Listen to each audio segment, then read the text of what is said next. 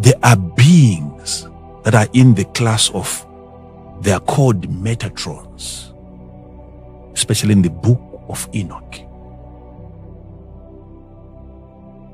that are in between archangels and human beings. Even this angel that used to lead the children of Israel into the promised land, he is called a Metatron angel. When these ones appear to you, even Enoch himself, he was transformed into that being.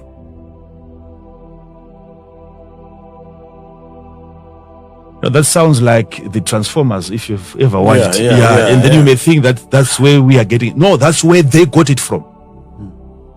An ability to transform and put on matter so that you can interact with those in the physical dimension that are not paying attention to spiritual visitations.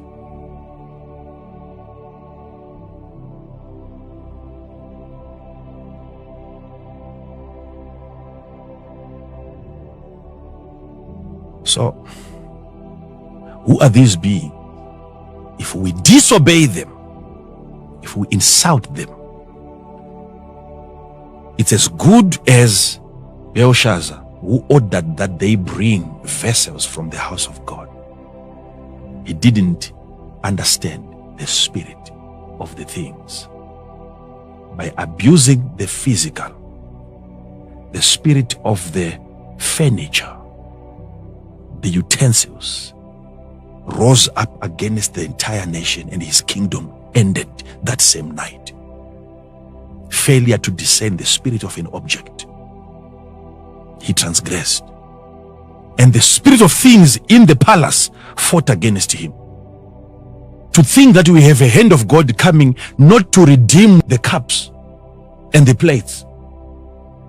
God who allows you to steal something that has his spirit, and then he doesn't come to rescue those cups. They stay in your palace until you abuse them, and then a hand comes to announce an end to your kingdom. That is why most of the countries, they have been delisted. When nations are being discussed, certain nations are not touched. There are nations that have ceased to be nations because of a transgression against territorial spirits. He drank from the cups that had been separated, cups that Solomon had called God, invited God to enter into those objects. Now there was the Spirit of God in the cups. He said, bring those. When he touched that spirit that day, the kingdom ended. Are you aware of such beings in your country? That is the issue now. You must know people in your territory that should never be touched.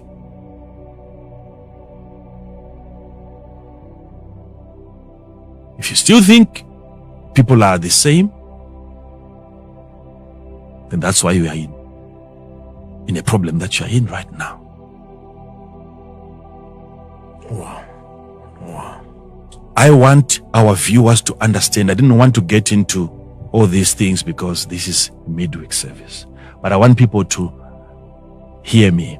You must raise your antenna and be able to pick, to identify, to distinguish the difference in things and in people and in places.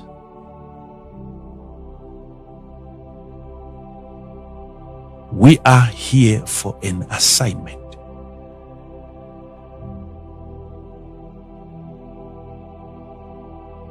Do not underestimate God's investment on the earth. Not everything physical on the physical earth is physical. Because the earth itself is spiritual. Because the majority of it is spiritual. The composition, the biggest, greatest ingredient is the spirit.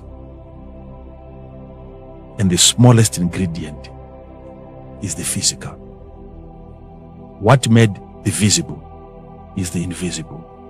What is the invisible? The word. He created worlds by the word.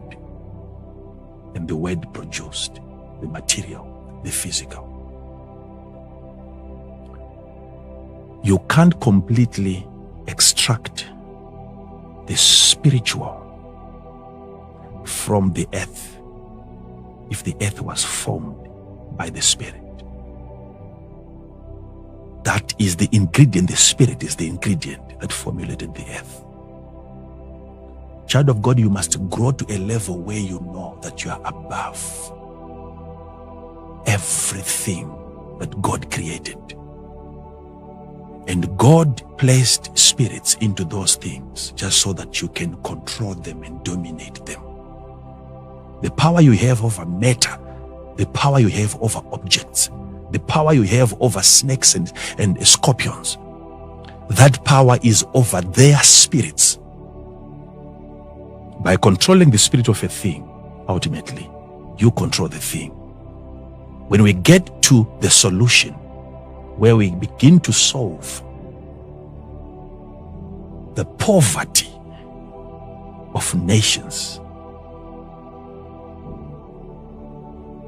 then you understand that poverty is nothing but a spirit. So I want you to keep on following on this subject. We have to stop here for tonight. But I want you, pastors, to also prepare yourselves as well, and all of you watching me, prepare yourselves again. Sunday we have an outstanding session, a beautiful service, and I want you to be ready. And we are going to be ministering the grace of God, abundance to God's people. As long as you have been obedient, I'm telling you, my brother, my sister, you are in for the greatest surprise of your lifetime. Things that you have never even prayed for. God will do wild things that are beyond your imagination. Whatever you asked God for was small compared to what the Lord is about to do. And make sure that you are open up, ready to receive, because you will be receiving this coming Sunday. But for tonight, we have to let the people go. Thank you, pastors, for having me. Thank you. My Father,